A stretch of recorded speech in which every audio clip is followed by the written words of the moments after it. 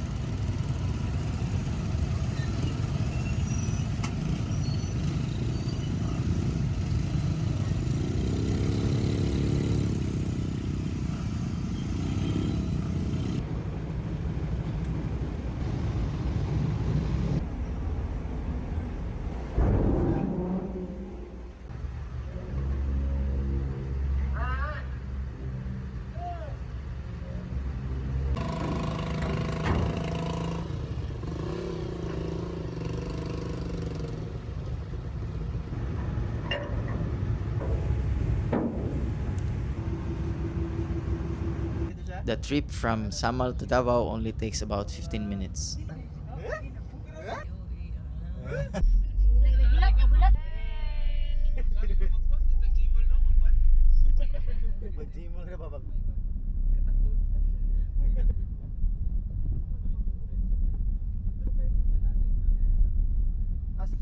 Once you land in Davao, soldiers check every car and passenger. Just a standard security. Morning. Tara daw. This is what the highway looks like at 5:30 in the morning. No traffic and already clean. Davao is known as one of the cleanest cities in the Philippines. And honestly, that's part of why it's one of the most visited too.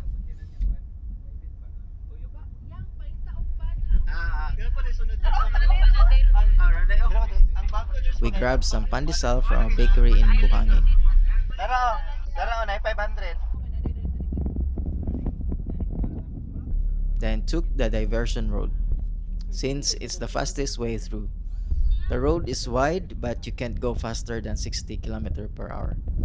There's a speed limit, and cops do patrol this stretch.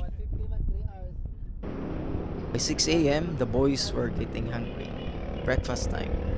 We found a small carinderia serving goat meat, and that hit the spot. Kami sa mga girls eh. Kahit. Naikuan.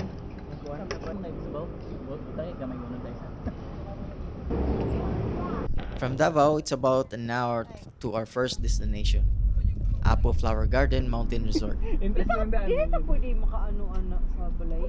Pwede. Flower. Hey! Ano? Everyone, sir. Pinawa ko, be! Kanya namatay.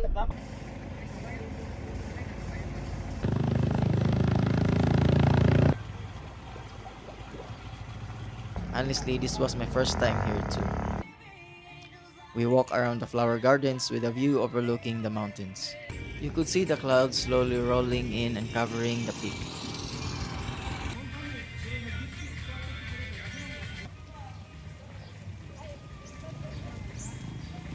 Nabili din daw sa kanan.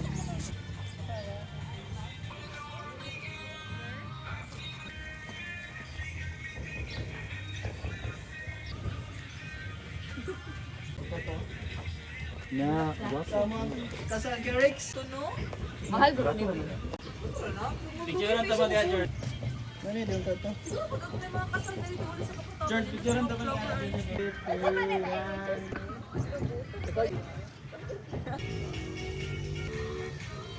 We grabbed some coffee and hot chocolate, both reasonable price, and just sat there talking for a while.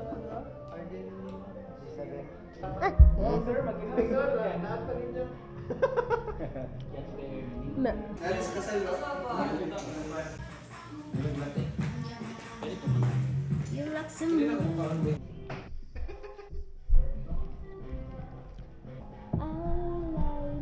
and cigarette.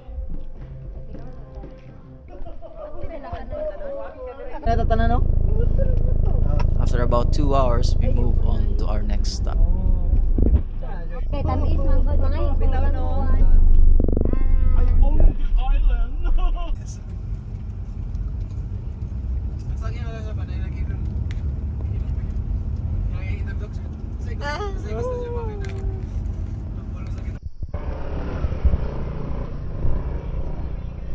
Just a 15 to 20 minutes drive and we were there.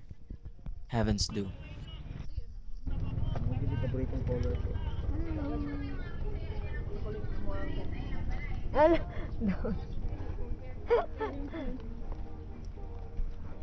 Sulod na ba flip top? Okay. Di amo yung tower oh, namulak na daan, balik ya.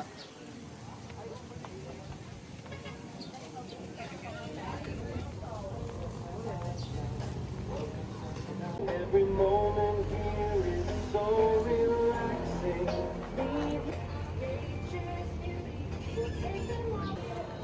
This is where we had lunch. Good food, good service, quick, and cheaper than we expected. We really enjoyed the meal. Sabaw. Ano sila pupanog sa Hindi mo mga gulay na. Oh, ay mo na ba itong yan? Alam mo na? Kung lang. Bidli na kuya. Favorite I love you. Ano yan? No, paspas. Ipainit. Wala. Gamit ka naman. Ay, dako yung pa no? Dagko ko. Wala mo na kaya. Wala. Pwede ta mga daghan og dadong tao din. More farmers. Military? Sige. Yan eh. Kali oh. Download ako ano ba? Ay, makatipid sa sila dali kay barato ra ang lamas ug kuan dili. Gana. Sulit lang tayo bandit. After lunch, we spent some time just walking around the resort, about 2 hours total.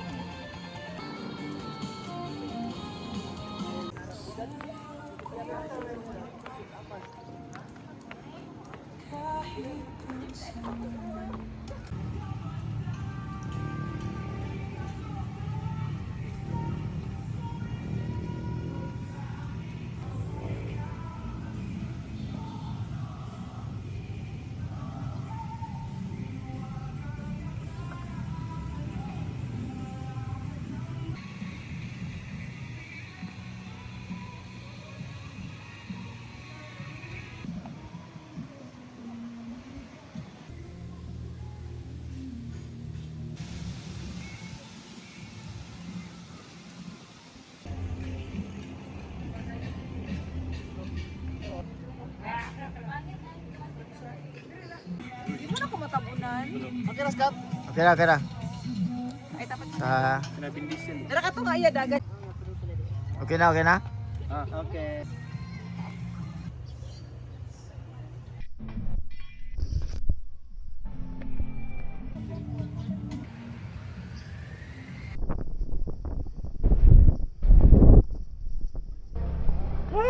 Hangak.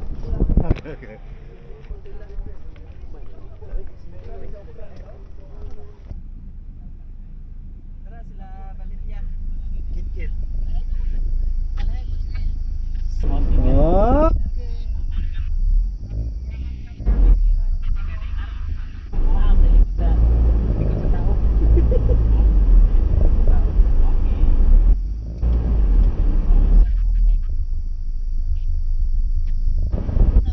Salamat. Before heading home, we went to my friend's house for some durian. Uy! Kasi nadamay ra ng uban sa baho ba? Ay, Nay, kaya ka, Rex. Ang galing mo. Ang galing. Supportive boyfriend. Ang galing mo talaga. It's durian season in Davao right now, so it's already cheaper. But this batch was free, since it came straight from their own trees. Basta green gani ang buwan, ang tumoy. Nagoy. Uy, niduga man. Oh! Oy! Oy. Ay! Ani? Ako ra may mukhaon. Sa kung We kaugalingon. didn't stay long. Once we finished the durian, it was time to head Ako home. pa si Inday. Ay, di kuha day. We got back to the Davao Wharf around 6 p.m. 20 minutes later, we had dinner at Chelsea Tuna, one of my favorite spots on the island. Cheap but really tasty. Great for family and friends dinner, and they've got a parking area, so no worries if you are driving. Most of the group ordered rice and barbecue, but I was still full, so I just went for halo halo. Wanted to try it out. So that was a full day, 4 a.m. to almost 8 at night. So if you enjoy this kind of slow, spontaneous travel content, hit subscribe so you don't miss the next one.